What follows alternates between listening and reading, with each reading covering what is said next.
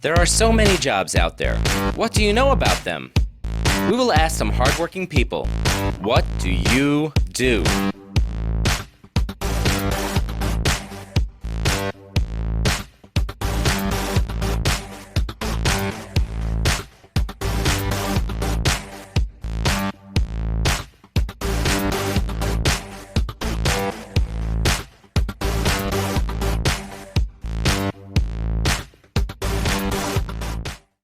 Hi kids, it's Eric with another career interview for you.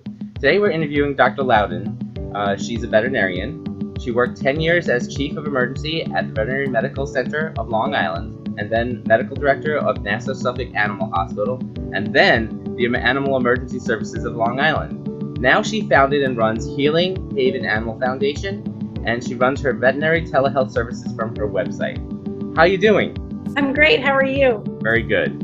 Thanks So for in having this series, we talk to people about their careers.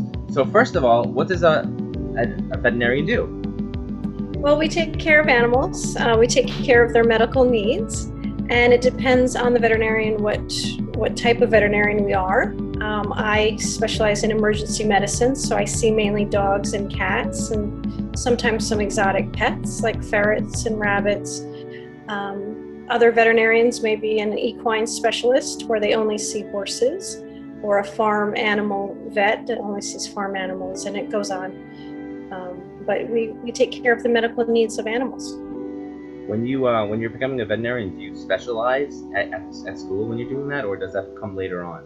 It comes later on, but we have to learn every single animal, which makes veterinary school a little bit harder. Medical school, you get to learn one body, but we have to learn birds are very different than dogs and cats.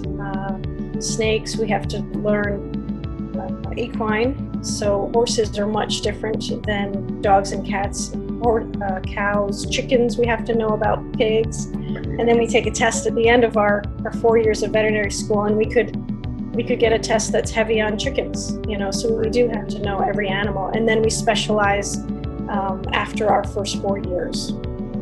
It's really interesting. What did you do yourself to prepare to become a veterinarian? I grew up showing and training dogs.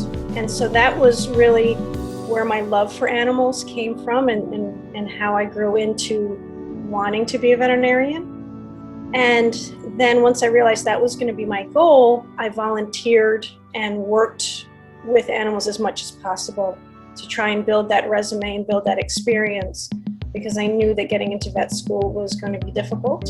And so I started early, and all through high school, I was always volunteering for veterinarians, and all my jobs always were involving dogs. Oh, dogs, yeah. So you specialize in dogs. Yeah. Surgery. And you're an emergency veterinarian, right? So you do, Yes. Emergency surgeries and things like that?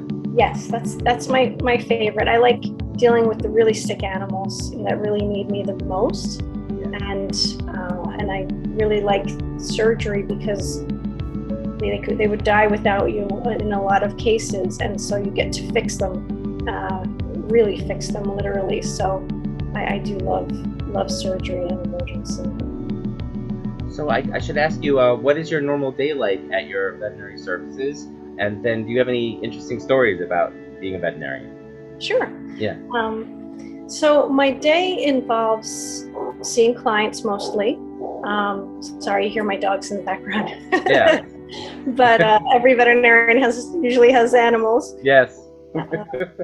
So my day, I go in, and we don't have booked appointments as ER veterinarians. If you're a general vet, you will go in and you'll have a schedule of booked appointments. But for me, I go in and whatever comes through the door is what I'm going to see that day.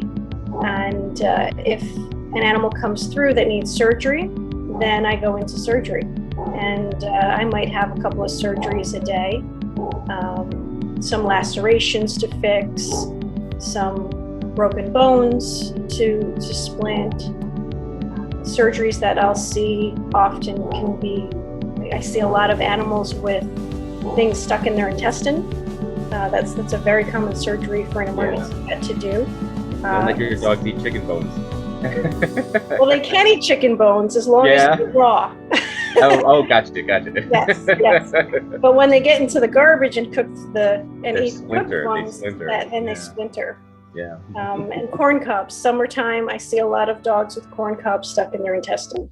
Oh my goodness, I didn't even know about that. Okay. Yep, because they're at barbecues with their family, and they either steal one or someone gives it to them not knowing, and then it gets stuck in. Or it drops off your daughter's plate onto the floor, and your dog just grabs it. Yep, it happens. It happens. And there's a lot of things, that are really dangerous for dogs that people don't realize. Foods, grapes, people wouldn't realize they're poisonous. We all know that chocolate is toxic to dogs. But even just getting into fatty foods, if we share something that's very fatty with our dogs, they can get pancreatitis. So there's a lot of things that we wouldn't even think are dangerous for our dogs that we find out too late and we have to run to the ER vet. That's why we're there. Certain peanut butters have chemical additives now that are not good for dogs. So. Yeah, xylitol. Xylitol, yeah. I try to keep abreast of that. I have a little puppy. She's 12 years old. I call her my puppy. Aww. She's at home, and I always try to tell my kids, don't give them the chocolate, don't give them grapes, keep her away from poinsettias, stuff like that. Yeah. And lots of she tends not to eat too much, but now my daughter is dropping a lot of things, like I said. So. No. So watch the kids. Yes, for sure.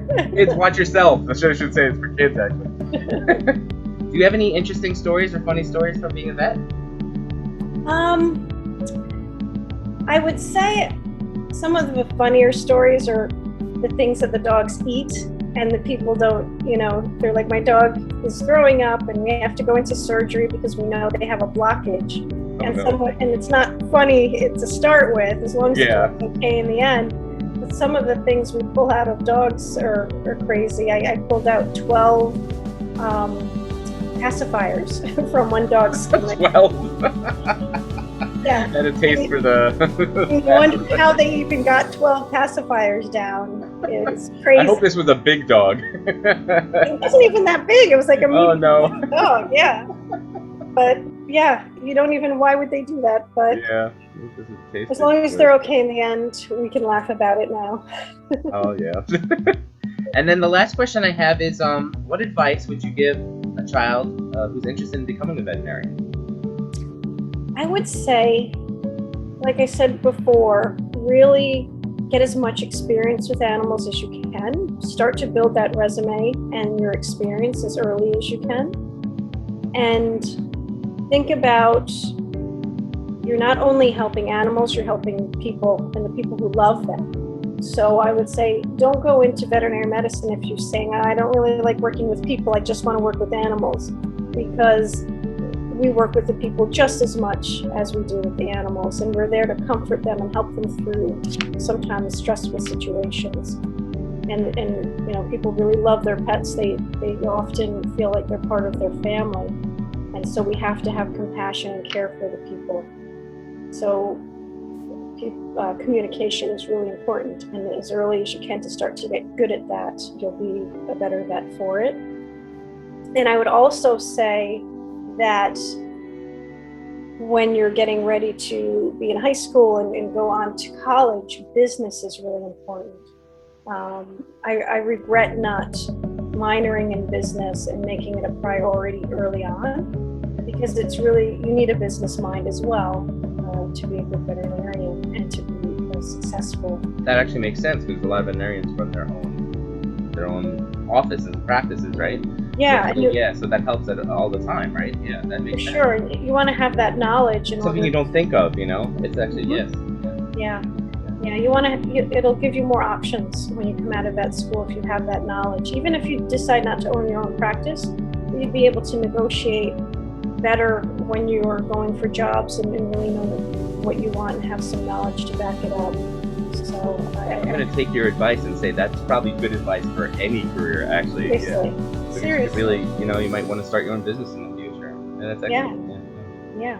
Thank you so much for doing the interview with us today. Yeah, my pleasure. And if you want to put on out there, I love teaching. So if there's any students that ever want to shadow me, Oh, yeah. They could always come in for an hour or two into the clinic with me. That's actually good advice also for other careers as well, because it's just experience. You get experience in the actual career that you're thinking about. Make sure you're climbing the right ladder, that it's the one you really want. That's the one you really want. Yeah. That's true. And there's many choices in life, so. For sure. Yeah. So thank you again. Oh, my pleasure. Thanks for your patience with my schedule. Oh, no, it's really okay. Okay. Kids, if you're interested in becoming a veterinarian, I'm going to put some links at the end with some info for you, and also Dr. Loudon's website address. Thank you very much, and we'll see you next time.